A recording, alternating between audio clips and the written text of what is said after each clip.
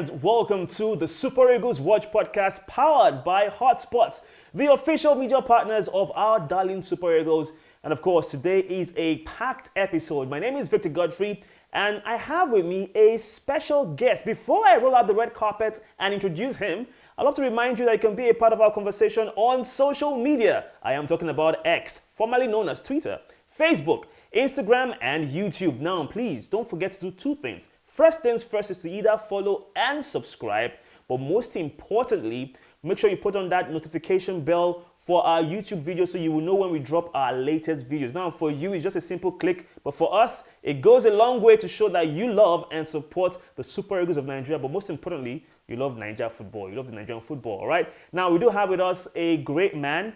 I need to clear my throat and straighten my shirt to introduce him properly, chest out, chin up. We do have the chairman of the Nigerian National League, Mr. George Alu. But this man is not just only the chairman, he has so many other accolades. He's, of course, the former, let me just get out my phone for this one and read out the riot act, so to speak. He is the former sports editor for the Sun newspaper. He's also the NFF Media Subcommittee Vice Chairman. But most importantly, he is the NFF Executive Board member. Also bigger than that, he is also a fan of football, but also a fan of the Super Eagles. Sir, thank you so much for having time for us today and coming to our studios for the Super Eagles Watch podcast. Thank you very much, Godfrey. It's my pleasure to be here. Yeah. And I must tell you that this is equally my primary constituency. Hotspots is a place that I've been part of this Hotspots family over the years. Right through, former Osusu will tell you where we'll be coming from. Yes, so many history in terms behind of Hotspots. Yeah, behind Hotspots and your partnership with our wonderful platform. Now, I was going to say something that, you know, not many people know this, but it's good to have another light skin individual in the studio. Team light skin in the house. You know, we have to keep it real. Because I mean, listen, I'd have nothing against colors, but because I'm a black man anyway. But it's good to have light skin guys. You know what I mean now? Nobody will be calling only you Oyibo in the studio now. There are now two Oyibos in the studio.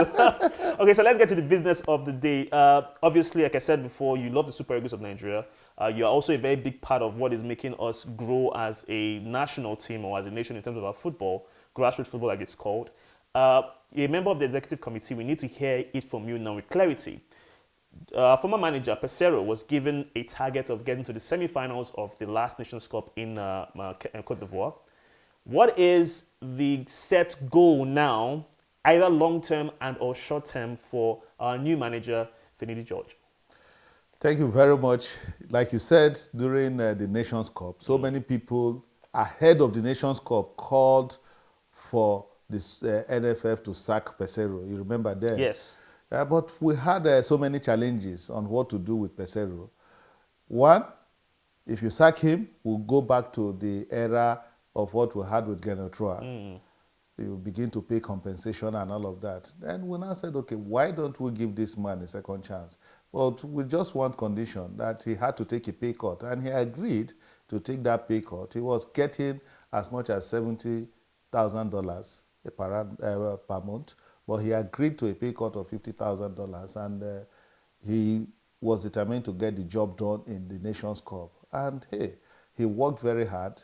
At the end of the day, Nigerians were surprised. So many people felt that we were going to exit the Nations Cup in round one. That was the perception. I won't lie to you. With our last two games leading to the competition, I thought we were going to lose out in the group stage. In the group stage. But at the end of the day, with hard work, determination on the part of everybody, with the support coming from the Nigerian Football Federation, with the support coming from the nation's #1 citizen himself, talk about President Bola Ahmed Tinubu, who gave the team all that they needed ahead of the Nations Cup, then the support of the Nigerian Football Federation. We supported Genetroa. We believed in him. We said, see, so many people felt you will be fired before the Nations Cup, but you have our support, go there and deliver. And at the end of the day, the boys said, yes, this is an opportunity for us to go and do it again. You know, let us do it again slogan. Yeah, that was the trend. And everybody queued into that vision that we can do it again after 13 years. And it was very close. We almost got it. But the forces that were at work in that finals, it would have taken a miracle, I must tell you, for us to survive that at that stadium, Stade Olympique de Bimpe in Côte d'Ivoire. ahead of the finals, the Ivorians did everything, both on conventional things, to make sure that we didn't come home with the trophy. The boys gave it their very best shot, and you saw that we were 45 minutes away from bringing home that trophy. But at the end of the day, it went the way it went.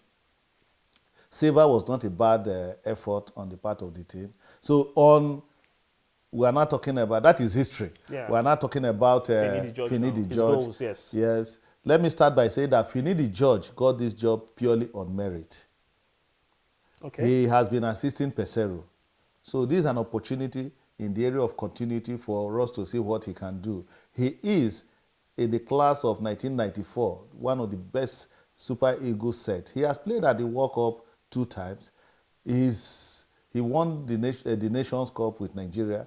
He was part of the team that got to the silver, got to the second round in US 94. Mm-hmm. So he is a player that has pedigree, and he is somebody that went ahead to develop himself in Europe, came home, proved his mettle with Enyimba, and he's ready to prove his mettle with the Super Eagles now. So we've given him the opportunity, and we are going to give him all the needed support to deliver. And the challenge for now is a short-term this thing. You know, do the sprint first before you go for the marathon. So the challenge now is qualify us for the World Cup. Okay. Once you qualify, and don't forget that even the Nations Cup is just around the corner. I was going to ask you about that because the Nations Cup is going to take place next year in Morocco. Next year in Morocco. So what are the parameters? Is it just only the World Cup or the Nations Cup together? The first challenge now is qualify us for the World Cup. And the immediate challenge is just 2 weeks away, getting a result in the game against South Africa, which is very, very key if we must keep our World Cup hope alive at the Nest of Champions in New York. So he has 2 games, immediate games, back-to-back to prove his mettle. June 4, we have a game at home against Bafana, and then immediately after that, on June 10, we'll go against the Squirrels at Hofei Bonye Stadium in Abidjan. So these are 2 games that are very crucial, and I'm sure Finidi, the young man, is ready to give it his best shot. So in the short term, these are the challenges facing him. And then ultimately, you know, those 2 games will not qualify us for the World Cup as it were. It's a long journey. So let's get these 2 games first, put our World Cup qualification on track, qualify us for the biggest World Cup, which is US 94, Canada, US, Canada, Mexico 2026. So once you qualify us for that World Cup, then it can only get better. So these are the immediate goals of Finidi George. Okay. And he's not even talking about money, because the issue now is no, the young man is saying, let me add value. Let me show Nigerians that we can get this job done. Then he is even saying that it is even the president of the Soccer Federation that will now call him, Ibrahim Gusan, the sports minister, to say, Finidi, how much do you want? I like that thought pattern. But just to clarify to our viewers and listeners, you've heard it here that the immediate goal for Finidi George is to qualify the Super Eagles for the World Cup, more so giving us an impressive performance in our first 2 matches. Now, I also have to ask this question as a follow-up, sir. Quality of play. Many people were not happy with the way we played at the Nations Cup, even though we got to the final. Many people thought we were playing negative football. And you mentioned Finidi George being a part of the golden generation. There's a man behind you, the legend himself, the late great Rashidi Yekini. And we played attacking football with flair. And that's Finidi George. He came up with that style of play, even at Ajax at club level. He even played for Ipswich Town, Real Betis. He was always that fleet-footed winger. Does it matter for the NFF for us to just qualify, or do we have to look good in terms of our football or playing the Nigerian style, flair, confidence, flamboyance, speed, or is it okay if we just conservative and just get the results? See, when the way a team plays, if anybody who follows football, you know that your approach will be determined by the quality of players that you have. Pesero looked at what he had going into the Nations Cup and decided to adopt a strategy that would work for him. In the first place, we had to change our goalkeeper, Nwabali.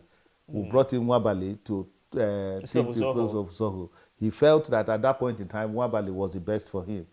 Then we had wing backs that you sit back and then you attack. We had Sanusi and Aina. Exactly. So you look at, and then we had the midfielders that you now tell Iwobi, who so many Nigerians were even surprised that he now played very deep in the midfield. So you maximize what you have to get the kind of result that you want to get. Finidi may decide to adopt a different approach ahead of the game against Bafana.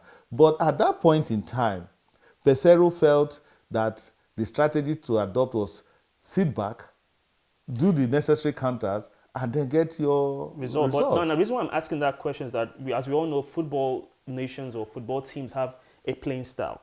Cameroon, physical. Yes, physical. Spain, Nigeria, the wing play and all that. Exactly. But when So we were going into the Nations Cup, we didn't. If you look at the players should we lose that our we had, identity as a national team? no, it's not a function of losing your identity as a national team, but it's a function of, at that point in time, if you look at the Nations Cup, even the top striker himself, Osimhen, came back defending. Most times, it was even the boy that was falling back to nod away corner kicks and all that from opponents. So I think Peseiro just adopted that strategy for that Nations Cup, and it worked perfectly for us. We are not saying we are going to lose our identity, which is the normal wing play, which is the normal attacking football that we are known for. And Finidi was himself a striker. So now that the Nations Cup is done and dusted, moving into the games against the crucial games against South Africa, Aluo, and Benin Republic, I'm sure he would possibly adopt a different strategy. But whatever strategy he adopts, the important thing is to win and get results. So many people will criticize Mourinho for parking the bus, but at the end of the day, was he winning? The answer is yes. Okay, well, interesting answer. So let's switch to what is very, very important. The backroom stuff. It's a race against time, so like you mentioned, less than 2 or 3 weeks away from that crucial World Cup qualifier. I can tell you that all that is being worked at. And when I say all that is being worked at, it's against the backdrop of what I just told you, that the Ibrahim Gusso-led board of Nigerian Football Federation will give Finidi George all the support that he needs. And when you give somebody all the support, it means that the coach, when he makes his presentation, you would make those things available to him. So as regards backroom staff, everything will be worked out so that Finidi gets what he wants. If he wants some foreign coaches to assist him, why not? If he wants Nigerian indigenous coaches to assist him, the Football Federation is disposed to giving him all the support that he needs. Okay, well, let's talk about now the patience or the nature of a Nigerian football fan. You know how it is with Nigerian fans. We want Finidi to win the World Cup by next week Saturday, if possible. But the reality of the matter is to take time. Now, you are in the mix. You are aware where decisions are being made. Football fans have no idea. We're just watching from the outside. The question now is, should Finidi have a perhaps slow start? Let's just say, I mean, this is the worst case scenario. We get thrashed by South Africa 3-0 at home. That won't happen. I'm just saying, worst case scenario, we go to Benin, go to Abidjan, we get beaten 2-1. Would the NFF be thinking of, okay, it's time for us to relieve him of his duties, or would they give him time to really develop and build a team for the future? Does he have that trust and confidence that, okay, even if you have a shaky start, we have your back? Well, let me tell you, coaching is all about hiring and firing. That is the truth.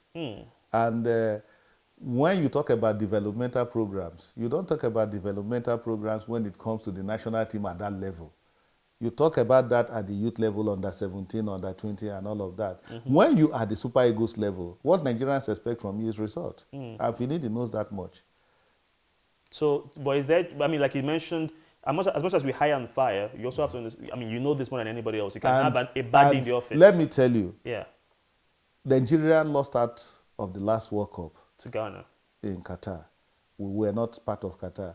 We cannot repeat that. We cannot afford to repeat that. We are condemned to qualify for the World Cup. And we'll get the job done.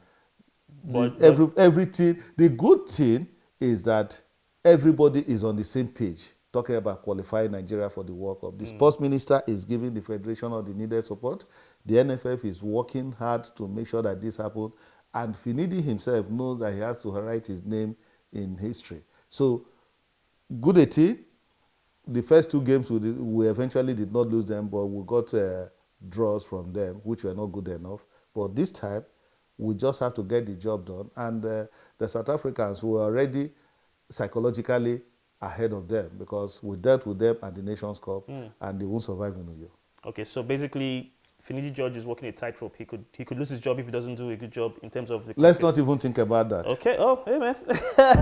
Let's not think about that. I'm very optimistic that Finidi will start on a good note. We'll get the result that we need so that nobody will begin to talk about firing him. No. Okay.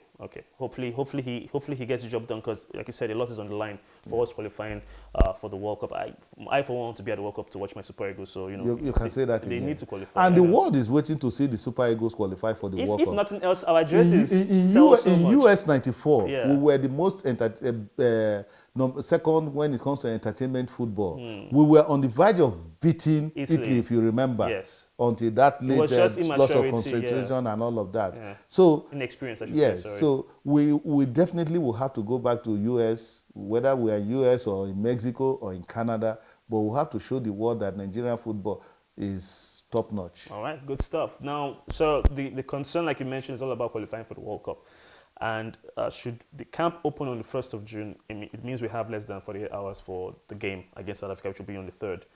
No, on the 4th, actually. On the 4th, okay, well, more or less, 48 hours, so giving players coming from Europe. Yes. Is that going to be adequate time enough to prepare for a team like South Africa? And I know you said we beat them in the semi-final, but if we're being honest, they really took us to the limit. It was on the penalties. They stretched us out in that game. So, and don't forget, they also stopped us. Stretching us out was just 2-3 minutes turnaround. We had that game under control. But sir, we should have wrapped up that game. Based on the history, South Africa stopped us from going to the Nations Cup in 2015 as well. Yes. So, they are a very good team. No, we are not writing them off. Okay. They are very good. We are a very good team. Though? Well, based on the what has you been know, going when on. it comes to the national team, you do not have the luxury of time. That is the truth, because these are players that are playing for different clubs in Europe and other parts of the world, and the season is not going on break. Soon, anyway, the season will be coming to an end, but we do not have the luxury of time this time. The best we can do is bring them on June 1, and then the good thing is that Finidi already know virtually all Everybody, the yes, players he that does. he is inviting to come. So it's just to begin to cross the T's and dot the I's when they are, to prepare for that game on June 4. Okay, now this is a bit of a contentious one, sir, because I would imagine you were part of that whole process in identifying the next potential candidate to be the next Super Eagles manager. And especially for us here in the media, there were many names, of course, thrown around. We had at one point, even as crazy as is, Jose Mourinho at one point was also touted as potential Super Eagles manager. But we've also had the likes of Finidi George, who got the job eventually. Also, Emmanuel Amunike, who is also part of that golden generation of Super Eagles. Of course, there are stories around in terms of the fact that he might have potentially been the man that it was most likely between him and Finidi George. These are all allegations and stories, but is there any truth to this stuff about, Amunike potentially being the manager of the Super Eagles and perhaps he was deprived of getting that role? I don't know about being deprived. Why did I say so? See, Amunike had the right to apply. He did. Okay. He, like other Nigerian coaches, there are so many Nigerian coaches, not just himself and Finidi. There are so many other coaches that were eminently qualified to get that job. Did they apply? They did. And at the end of the day, we went for the best, which is Finidi George at the moment. But we are not saying that Amunike, who applied, was not eminently qualified to. No, there are so many. Amokachi was eminently qualified to. Did he apply? Yes, he did. Wow. Amokachi did apply. So, and these are the golden generation of our national team. But if you look at it now, you are not talking, we have a crucial game in June. 2 crucial games in June. And we had somebody who is eminently qualified and somebody who has been part of the system, as it were. We just finished the Nations Cup where the team did well. So continuity was one thing that was going for Finidi. You agree with me on that diametrically? I agree with you on that, yes. So the Federation, I don't think they made any mistake in deciding to go for Finidi. So now, because if you go for Amunike, for instance, you are beginning to start afresh. Am I correct? Well. But Finidi, eminently qualified, continuity favors him and all of that. So, and there can only be just one Super Eagles head coach at every point in time. Tomorrow, other Nigerians could get the opportunity to equally handle the national team. But for now, it is Finidi, and Nigerians should queue behind him and give him all the support that he needs to deliver. A quick follow-up question, because I know, the secret nature of the entire process is such that many Nigerians were having so much speculations, especially certain publications.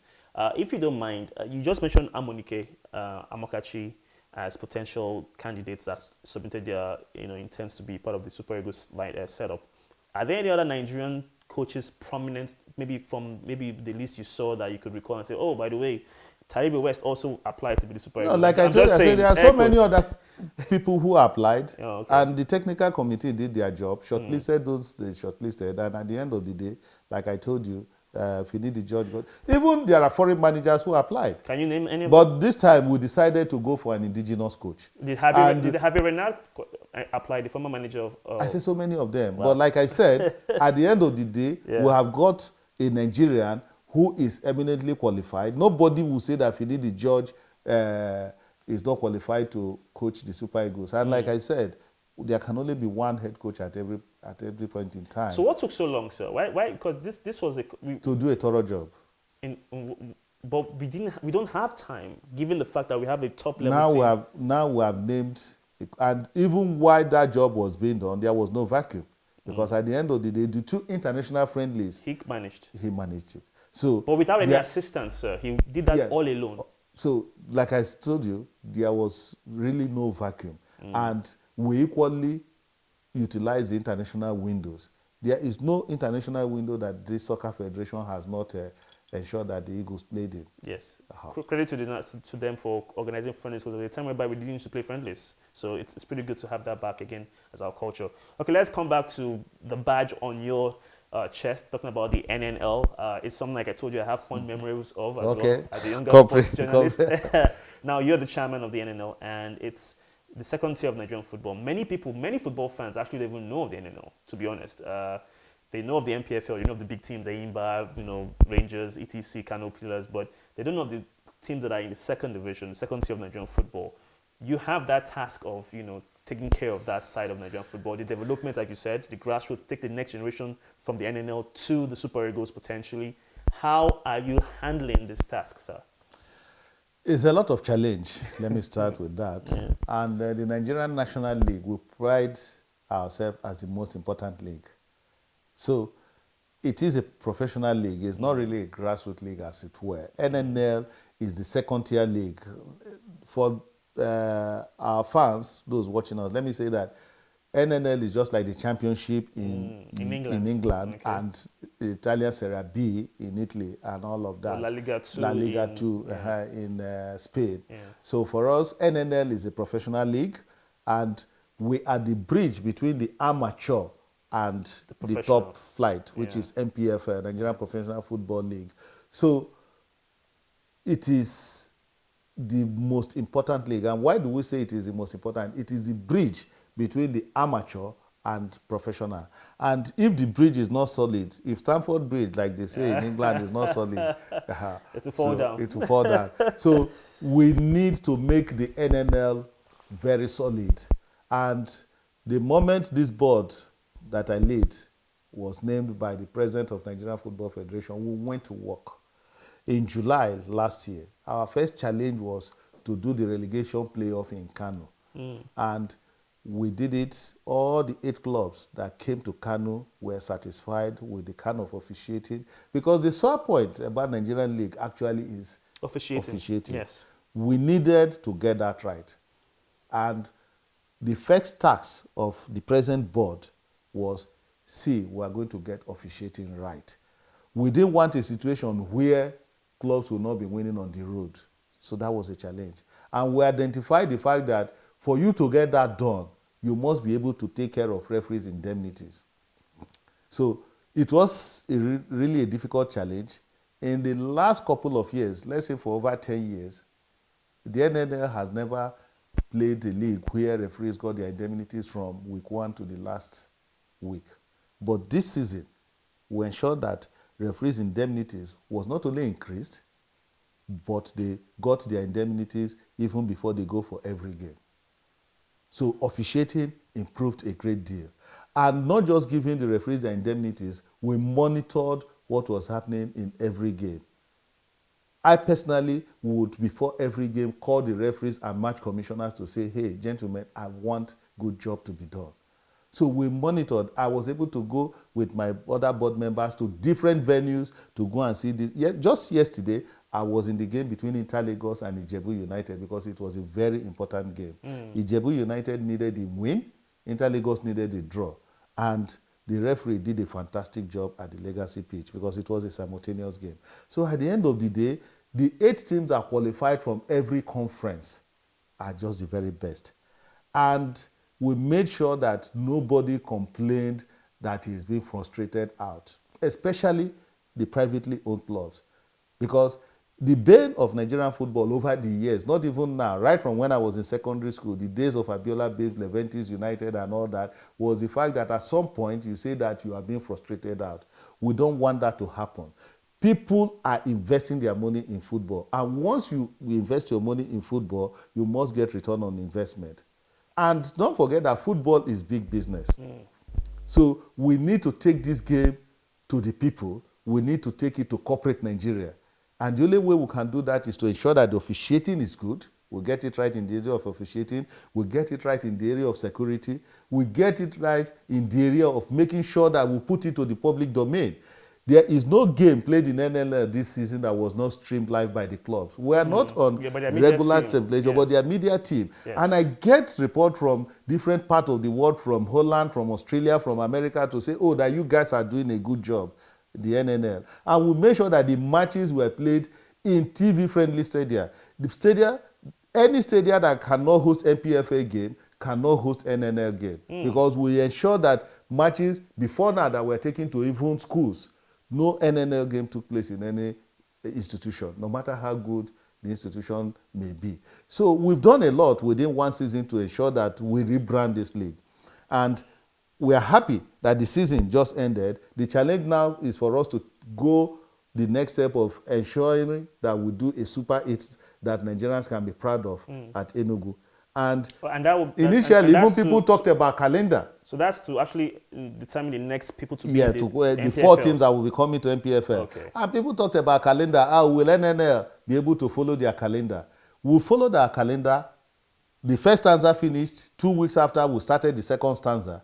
And after the second stanza, we've got a venue and we're set for our Super 8. We have aligned our calendar with to make sure that the Federation's Cup equal round of 32 matches take place. We would ordinarily have finished even the Super 8 by May. But we're going to finish now in June, which is June 7 to 14. After that, we would have known the teams that are getting promotion to NPFL. And then we'll now talk about planning, the way we are going, the way this board is going. By July, we'll now do our AGM to begin to plan for the next season. Well, no, I know you're beginning to even answer the follow-up questions I have, which is very good. But before we come back to promotions and relegation and the challenges that comes with being the chairman of the NNL, I was going to ask about the situation with the crowd or with the fans. There are 3 ways to look at it. One, we need eyes watching the game, whether it's in the stadium for the gates or people viewing at home, depending on how you want to maybe create that sponsorship or broadcasting deal. We need safety and security as well for the players, the managers, the staff, that's the officiating staff, the referees, from the fans as well, because you have some very violent fans, football hooliganism, and because it's the second tier, they're like, there's not much eyes on us, we can do whatever we want to do and be very violent. And then on the third and final note, the safety as well. I would love to go to the stadium with my family, my wife, children, if possible, my younger ones, and enjoy a wonderful game of football. Just enjoy the scenery and the fellowship of just being in a small team in a small town or something like that. So, what are the plans towards that? We had all that in place this season. Area of security, we came up with a new rule that says that for every game to start, there must be at least 20 security men on ground to take charge of those games, and that worked. Virtually all the clubs and the state FAs cooperated in the area of security. And that is why, right from the season opener that we did in Lafia City Stadium, Nasarawa against Zamfara United, that day the stadium in Lafia was almost filled to capacity. And at the end of the day, we did a good game. It was a fantastic season opener. It was a good advertisement actually for NNL. Then the season ran without no major violence. And the only one we recorded, which was Malumfashi at home against Sokoto United, we took prompt action and banished Malumfashi out of their home in Malumfashi. And at the end of the day, they did not want to comply with the rules, and we showed them the exit doors. So we were not compromising on anything. Any club that did not want to respect the rules of see, the issue is having the will. And in this area, I must give kudos to the president of the Football Federation, Alhaji Ibrahim Gusso. He gave you a job to do, and he wants you to do it to the later, and he's not interfering. Anytime people come to him, he said, George, ensure that you do the right thing. I mean, when your boss empowers you that way, you have the confidence to go all the way and implement the rules to the letter. He is that kind of person. So we have implemented the rules to the letter, and that is the result you are seeing. People come to the stadium to watch games. The last, just this weekend, the one between Inter Lagos, I wish I could show you the highlights. Inter Lagos and Ijebu United. Good crowd. Lagos FA did a good job. We had more than enough security men, including Lagos Neighborhood Security Watch. Over 40 of them were there to ensure that the fans enjoyed themselves. And one thing about Inter Lagos is that they have a followership of young Nigerians fans, who want to see the best of football under a very convivial atmosphere. So these are the kind of things that we are encouraging. The NNL is packed full. The 8 clubs that are going to the Super 8 now, 5 of them are privately owned. And a good number of them were flying their teams to games. Wow. Sporting Supreme of Abuja, they flew most of their staff and players for all their away games. So Madiba, yes, the lady Basirat is doing a good job with that team. They call themselves Oshodi Boys. Ikorodu City. So Inter Lagos, I am encouraged by the quality of teams that are in the NNL. Ranks, and even those that are before now in NNL, don't forget that Kano Pillars just got promoted back to NNL. Heartland got promotion back to NNL. And this year, Wiki Tourists were not even able to play themselves into the Super 8. That shows you the level of competition. From that conference, El Kanemi and Nasarawa United got into the Super 8. Wiki Tourists will wish them the best. Maybe they have to work extra hard. So the NNL is very, very competitive, and we want to make it stronger and stronger. Okay, well, I love this. This is very thorough. Now let's talk about the Super Eagles again. Let's get back to the Super Eagles. But this also connects to the NNL, because I know in the past, players from the NNL have represented us in the 20 level, under 17 sometimes. Even the Olympic, the dream team, the Olympic team, national team of Nigeria, unfortunately didn't qualify for the Olympics. But very, very briefly, sir, the thought is to integrate local players into the Super Eagles. How would you now, the chairman, how would you push for this to actually happen? Because we have such a massive contingent of foreign players, but we also need to give a chance to the younger ones here in the league. The only way that you can make that happen is to make the league competitive. The Super Eagles is not a rehabilitation ground. Oh my God. Yeah, that is the truth. Okay. The Super Eagles is not a place where you say, because you want some home-based players to be part of it, you now bring people who who cannot give Nigerians result. So the only way the home-based players can be in the national team is when our domestic football is strong. And you see that the MPFL is getting stronger and stronger. It is. The NNL is getting better and better. And the NLO, which my friend Salah Sagara is in charge, is equally getting. The house sponsors now, the NLO is better. So you now see that now that Alhaji Ibrahim Gusso had put competent people in charge of the domestic football, people who are not ready to compromise, the league, the domestic league will get better. And once the domestic league get better, we will be able to retain some of our best leg at home. If you are talking about home-based players making the national team, it means that clubs in Nigeria should be able to retain a player for 2, 3, 4, 5 years. Before they go to the challenge now is that once you know how to trap football and you are playing for Enyimba, the next day you are in Tunisia, the next day you are in Sudan, the next day you are in Cambodia. So how do you talk about the national team getting the home-based players getting into the national team. Okay. But once the league is stronger at home, it means that a player in Enyimba, for instance, can sign a 3-4 year contract, and that player can eventually be seen in the national team. So for me, it is the whole essence is for us to make the domestic league strong. And once the domestic league is strong, and for them to get better pay, once they get better pay, if a club, a Rivers United player, for instance, earns 2 million, 3 million, 4 million, he will not be in a hurry to leave the shores of the country. And that way, he will be able to compete in the national team. Go back when people say, yes, under Stephen Keshi, there were home-based players. Yes, those home-based players were anywhere in Enyimba.